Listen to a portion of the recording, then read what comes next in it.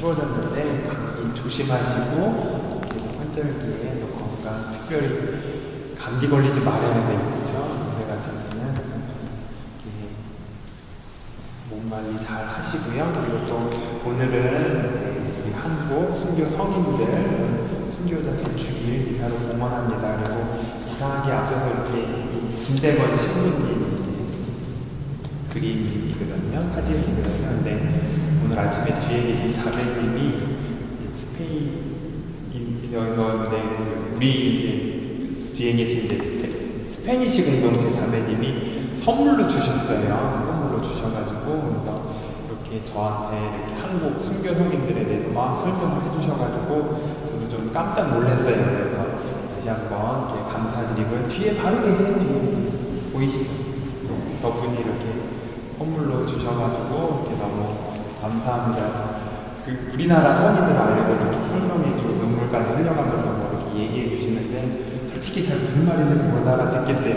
스페인어를 쓰시고 그래서 그런데도 이 정도까지 했다면 정말 우리도 좀 자부심을 갖고 그래서 순교 성인들의 그런 자세를 이어가야 되지 않을까라는 생각을 다시 한번 해보게 됩니다. 그리고 또 미사 중에 우리 이혜성 신부님 대철되도록 축일이니까요. 또 함께 기도해 주시면 감사하겠습니다.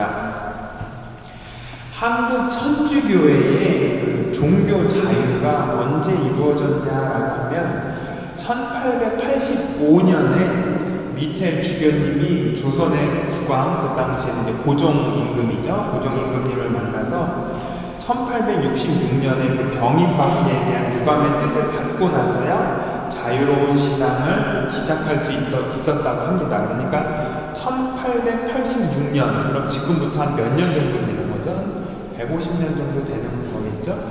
1886년에 종교의 자유가 시작이 되고 그때 세 분의 한국인 신부님이 다시 태어나게 됩니다. 제가 왜 이런 말씀을 드렸냐면은 한국 천주교의 첫 번째 사제는 누구죠? 김대건 신부님이고 두 번째 사제는 최영업 신부님이세요. 그 다음에 세 번째 사제는 잘 몰라요. 저도 까먹었어요. 근데 최영업 신부님은 1849년에 사제석품을 받았습니다. 1849년에 사제석품을 받았고 그리고 47년이 지난 뒤에 1896년도에 세 분의 한국 신부님이 태어났다는 것입니다. 그러니까 제가 드리고 싶은 말씀은 47년 동안 신부님이 없었던 거예요.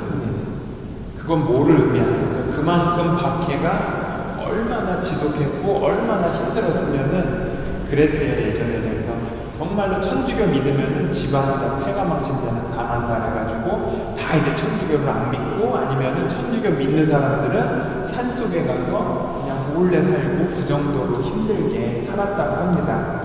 정말로 어떻게 보면 이 50년 아니고 이제 박해 때부터 따지면 한 100년 정도 될 것 같습니다. 그 정도의 그런 심각한 박해가 정말로 있었는데 그 처참한 상황의 시기를 보내고 나서야 우리 한국 천주교회는 종교의 자유를 얻고 지금의 교회로 성장할 수 있었습니다. 그러면서 저는 비온 뒤에 땅이 굳어진다는 말을 다시 한번 생각해 보게 됩니다.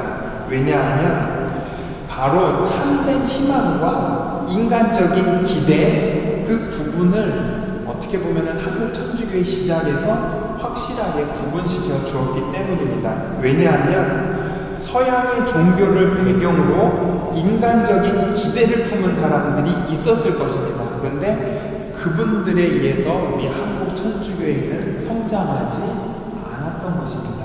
서양의 그런 종교를 이용해서 인간적인 기대를 갖고 우리 한국 천주교회는 성장한 것이 아니라 반대로 그 절망 안에서 천주교를 믿으면 정말 폐가망신 당한다고 모든 사람들이 죽기도 하고 그런 절망 안에서 희망을 잃지 않은 신앙 천주교들의 그 노력에 의해서 피땀으로 인해서 우리 한국 천주교회가 성장되었다라는 것입니다. 즉 50년 동안 신부님 없이 그냥 지냈던 거예요. 그럼 50년이면 어떻게 되는 거죠? 한 인생이 그런 인생이라는 한 사람의 인생이 될 수 있는데 그 그 신부님이 없음에도 불구하고, 물론 선교사 신부님들이 계셨긴 계셨겠지만 그래도 그렇게 불굴의 외치고 이렇게 끝까지 절망 안에서 희망을 가졌다는 것이 어떻게 보면 우리 한국 천주교의 큰 씨앗이 되고 그 씨앗의 열매가 지금 이루어지고 있지 않나라는 생각을 해보게 됩니다.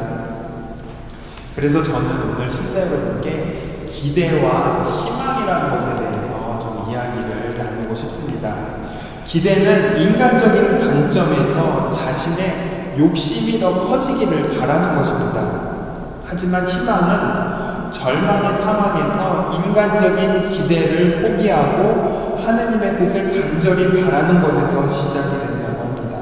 참된 신앙인이 지녀야 할 것은 바로 기대가 아니라 희망이었습니다. 이러한 과정은 출애굽기 탈출기에서도 볼 수 있습니다. 모세가 이스라엘 백성을 이집트에서 이끌어내서 홍해바다를 건넜습니다. 그들은 이집트 땅에서 해방되고 젖과 꿀이 흐르는 가나안 땅으로 간다는 기대에 부풀어 있었습니다. 그런데 그 이스라엘 백성들의 기대를 하느님은 절망으로 만들어 버렸습니다.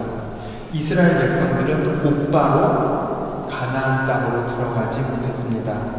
광야에서 40년을 지냈습니다. 40년의 시간 동안 하느님께서는 이스라엘 백성의 기대를 철저하게 포기하게 만드셨습니다. 그리고 절망 안에서 새로운 희망을 꿈꾸게 하셨습니다.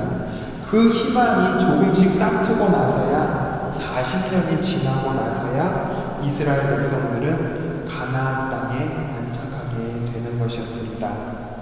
인간적인 기대를 무너뜨리게 하는 데는 40년의 시간이 필요했습니다. 그리고 아주 작은 희망을 가지게 되는 그 시간도 바로 40년이 필요했던 것입니다. 우리는 이러한 시간의 섭리를 정말로 찾고 기다리고 있었는지 우리 자신에게 물어보아야겠습니다. 오히려 인간적인 기대를 마치 희망이라고 둔갑시키고 시간의 노예가 돼서 빨리 무언가 되어야 된다, 나의 그런 원하는 것이 되어야 된다라고 이렇게 조급하게 불었는지 반성해보고 저부터 반성해야겠죠. 그런 좀 삶을 가져야겠습니다. 그러기 위해서 우리에게는 정화의 시간이 필요한 것입니다. 종교를 이용해서 인간적인 기대를 원하고 있는 삶을 살아가고 있었는지 반성해 보아야 하겠습니다. 인간적인 기대의 밑바탕에는 욕심이 자리 잡고 있었습니다. 그리고 그 욕심으로 또 종교를 이용하게 됩니다. 반면에 참 희망을 가지고 있는 신앙인의 삶은 절망에서 희망을 보는 것입니다. 그 안에는 자비와 사랑이 있는 것입니다. 오늘 복음에서 누구든지 내 뒤를 따라오려면 자신을 버리고 날마다 제 십자가를 지고 나를 따라야 한다라고 예수님께서 말씀하셨습니다.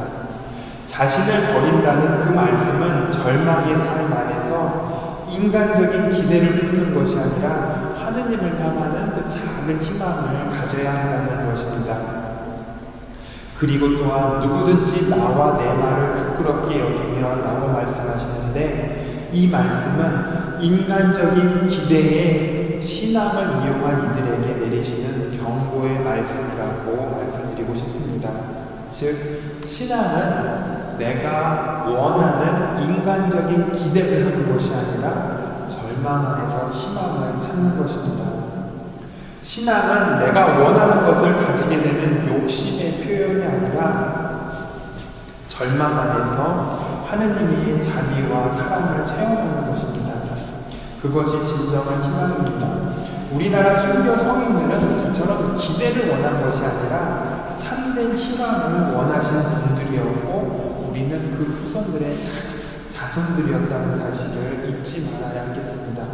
그분들은 47년 동안 한국인 신부님이 없으면서도 그 절망적인 상황 안에서도 희망을 버리지 않았습니다. 만약에 그 안에서 기대를 했다면 그 사람들은 벌써 먼저 신앙을 포기했을 것입니다. 하지만 분명히 우리 신앙 선조들은 포기하지 않았습니다. 그래서 저는 오늘 신자 여러분께 이렇게 말씀드리고 싶습니다. 희망은 절망에서 시작이 됩니다. 하지만 기대는 인간적인 욕심에서 시작이 됩니다. 희망을 지니기 위해서는 우리 끊임없이 하나님께 기도해야 할 것입니다. 하지만 인간적인 기대를 원한다면 차라리 지금 나가서 로또 사는 게 더 나을 수도 있을 것 같습니다. 우리 자신은 인간적인 욕심에서 세상의 기대만을 원하고 있었는지 아니면 절망에서 간절한 희망을 원하고 찾고 있었는지 돌아보는 시간을 가졌으면 좋겠습니다. 잠시 묵상하겠습니다.